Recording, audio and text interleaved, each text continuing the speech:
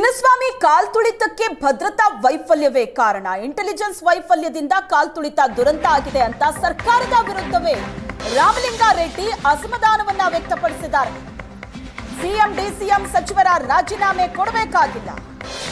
ಕುಂಭಮೇಳದಲ್ಲಿ ಕಾಲ್ತುಳಿತಕ್ಕೆ ಯಾರು ಹೊಣೆ ಅಂತ ಪ್ರಶ್ನೆ ಮಾಡಿದ್ದಾರೆ. ಪಹಲ್ಗಾಮ್ ದಾಳಿಗೆ ಕೇಂದ್ರ ಸರ್ಕಾರ ಹೊಣೆಯಲ್ವಾ ಅಂತಲೂ ಪ್ರಶ್ನೆ ಮಾಡಿದ್ದಾರೆ ರಾಮಲಿಂಗಾರೆಡ್ಡಿ. ಆದರೆ ಚಿನ್ನಸ್ವಾಮಿ ಸ್ಟೇಡಿಯಂನ ಹೊರಗಡೆ ಏನು ಕಾಲ್ತುಳಿತ ಆಯಿತು, ಇದಕ್ಕೆ ಭದ್ರತಾ ವೈಫಲ್ಯವೇ ಕಾರಣ, ಇಂಟೆಲಿಜೆನ್ಸ್ ವೈಫಲ್ಯದಿಂದ ಕಾಲ್ತುಳಿತ ದುರಂತ ಅಂತ ಸರ್ಕಾರದ ವಿರುದ್ಧವೇ ಅಸಮಾಧಾನ ಹೊರಹಾಕಿದ್ದಾರೆ ರಾಮಲಿಂಗಾರೆಡ್ಡಿ.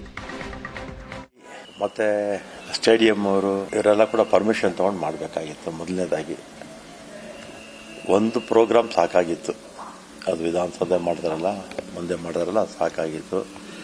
ಆದರೆ ಎರಡನೇ ಸಭೆ ಅವಶ್ಯಕತೆ ಇರಲಿಲ್ಲ. ಆದರೂ ಕೂಡ ಅವರು ಸ್ಟೇಡಿಯಂ ಅವರು ಮಾಡಿದ್ದಾರೆ.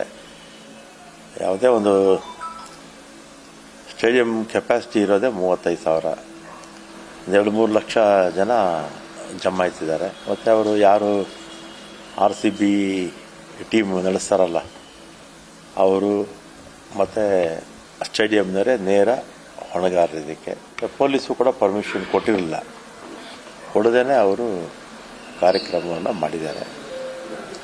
ಇದು ಅತ್ಯಂತ ದುರ್ದೈವದ ಸಂಗತಿ.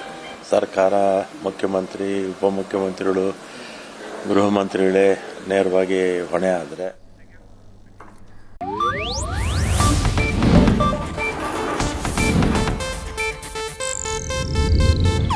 ಇದು ಏಷ್ಯಾನೆಟ್ ನ್ಯೂಸ್ ನೆಟ್ವರ್ಕ್ ಪ್ರಸ್ತುತಿ.